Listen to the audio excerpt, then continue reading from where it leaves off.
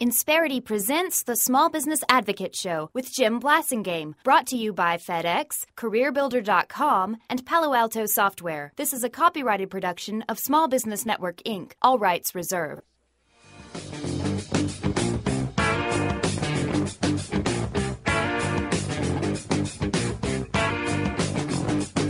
When you wake up in the morning. We're back. It's 23 after the hour. Thank you very much for joining me. Thanks for hanging out with me. I'm Jim Blasingame. My website is smallbusinessadvocate.com. Hope you check it out when you get a chance. We got lots of stuff there you can use to your advantage for your small business. The one you own, the one you're thinking about, the one you're trying to get rid of. We'll help you with that. Barbara Burke is our guest. She's deposited some outstanding information with us in the time that she spent with us as a member of our Brain Trust. She's the author of The Napkin, The Melon, and the Monkey. It's an outstanding little book, as you can imagine from the title. Barbara, tell us how we can find you online, how we can get your book. Yeah, it's my website is barbaraburke.com, and it's Burke. And I have a Monday Aha that has a bunch of subscribers, and I love doing it, and it really talks about workplace wisdom based on my book. Right. And my book is available through Amazon and bookstores, and it's just been a pleasure to put it out there. And it's really based on ancient wisdom. It's about mindfulness. So I think I'm doing some ninja work. Mindfulness. How would you employ mindfulness? How do you tell the business owners that you deal with, that you help with their culture, which is basically what you do? You help businesses establish a positive culture in the workplace and help them get that extended to the customers. How would you employ mindfulness? Tell us about that word.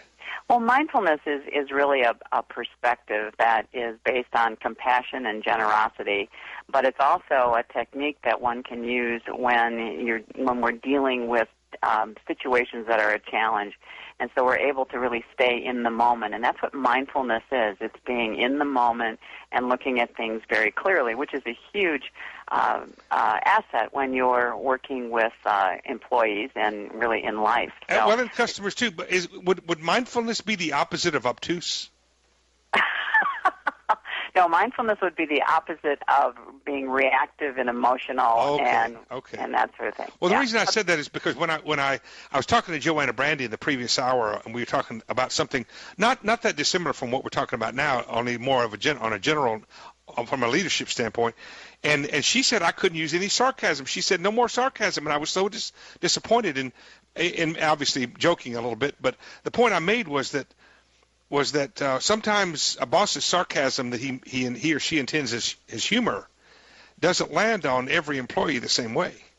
Yeah, I think and so does mindfulness right. mean I need to be more aware of that kind of my rapier wit and that kind of thing, and make sure that it doesn't hurt. It's only used when it can help. Yeah, and I think you hit on that word intention. What is your intention going in? And if you live your life trying to be compassionate and generous and kind, then your intention will, and your attitude and your behavior will follow. And I think sarcasm to a certain degree is fine, but if it's really a problem, then it's you're going to know about it. I think people are going to. You mean like when I use it with my wife? Because your intention may not be kind and generous. It doesn't matter about my intention. I still know about it. I still know.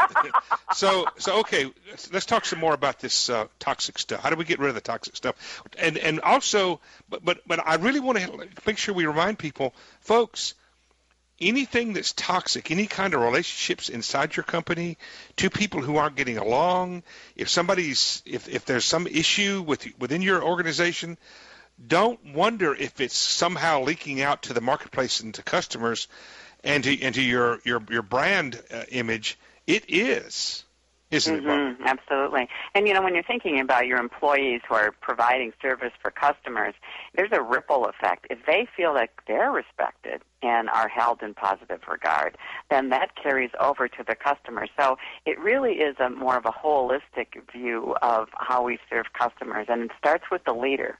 And again, this command and control and not valuing the individual is passé. Really what we want is to provide a leadership that is values the individual and realizes that everyone has talents and abilities, and we want to respect them. Do you think some people have a hard time being a leader without being in control? I mean, that's not exactly an easy thing to do. I mean, that takes intention. It takes a skill set, doesn't it, to be able to lead without being a dominator?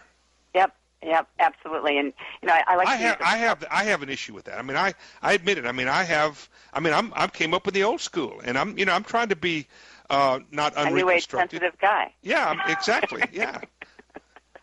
Well, I like to use a boat metaphor. A lot of times, I think we used to say that we have to be at the head, we have to be helm of the boat and lead. Yeah. But really, the best leaders are in the back of the boat.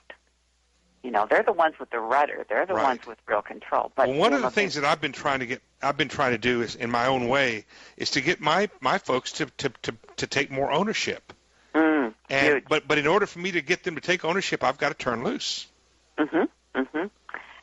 And allow them to fail when you see them. Yeah. Right. Personal responsibility, that's one of the first P's in the 3 P's. It's huge. Absolutely huge. And a lot of it just ties down to a lack of trust between the employees and the leader. Boy, that's the big word, isn't it? Yeah, it's huge. Isn't that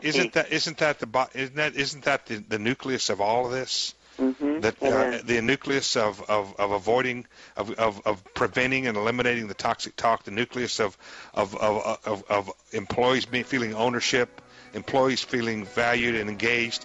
Trust is a nucleus of all that, isn't it? It's absolutely crucial, and I think that's what's missing in a lot of ways. Yeah. Think about it, folks. We talk about that a lot on this show. Barbara, give us your website quickly one more time. The website is www.barbaraburke.com. And that's Burke with an E. Hey, Barbara, thanks for being here. Good job today. We'll see you next time. Thank you. By the way, the books are called The Napkin, The Melon, and The Monkey. Buy 2. You're going to want to give one away. Quick break. Stay with me.